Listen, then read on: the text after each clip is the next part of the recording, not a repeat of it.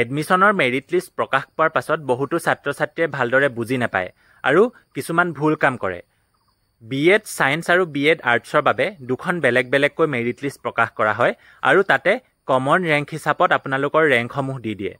অৰ্থাৎ টপ 200 বা টপ 300 ষ্টুডেণ্টৰ এখন কমন ৰেংকৰ লিষ্ট আপোনালোকক মেৰিট লিষ্ট হিচাপে প্ৰকাশ কৰিব আৰু সেই মেৰিট লিষ্টখন কমন ৰেংকৰ লিষ্টখনৰ পৰা আপোনালোকৰ এডমিশ্যন প্ৰচেছবিলাক ষ্টাৰ্ট হয়।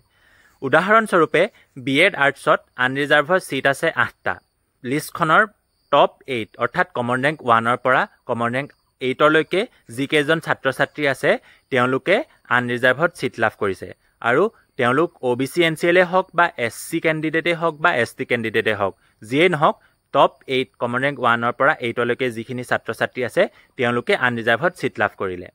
ঠিক সেইদৰে OBC NCLৰ বাবে যদি 3টা ছিট আছে কমন ৰেংক 8ৰ পাছত যি প্ৰথম 3জন থাকিব বোলে কমন ৰেংক 9জন OBC NCL তেওঁ কমন ৰেংক 15 9ৰ পাছত কমন ৰেংক 15জন OBC NCL তেওঁ আৰু কমন ৰেংক 16জন বোলে OBC NCL বা 17জন হ'ল তেওঁ।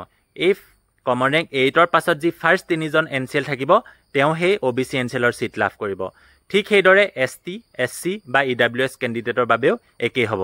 আপোনালোকে বোলে BEdৰ টোটেল ছিট আৰ্টছৰ বাবে 33টা টপ কমন ৰেংক 1ৰ পৰা কমন ৰেংক 33লৈকে পাইছে সেয়া নহয়।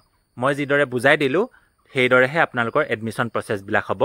ৱেইটিং লিষ্টত থাকিলেও আপোনালোকে চিন্তা নকৰিব, BEdৰ বহুত দেৰিলৈকে এডমিশ্যনবিলাক হৈ থাকে। অৰ্থাৎ কোনোবাই যদি ছিটটো উইথড্ৰ কৰিছে তেওঁলোকে আপোনালোকে ৱেইটিং লিষ্টৰ পৰা ছিট লাভ কৰিব, সেয়া আপোনালোকে চিন্তা কৰিব নালাগে। আৰু BEdত কোনো ধৰণৰ স্পট এডমিশ্যন নহয় আৰু আপোনালোকে লগালগ কোনোবাই যদি উইথড্ৰ কৰে ৱেইটিং লিষ্টৰ জনে লগালগ ছিটটো পাই যায়, সেয়া আপোনালোকে ডিপাৰ্টমেণ্টৰ পৰা আপোনালোকক জনাব যে আপুনি ছিটটো লাভ কৰিছে। গতিকে ইমান চিন্তা কৰিব নালাগে।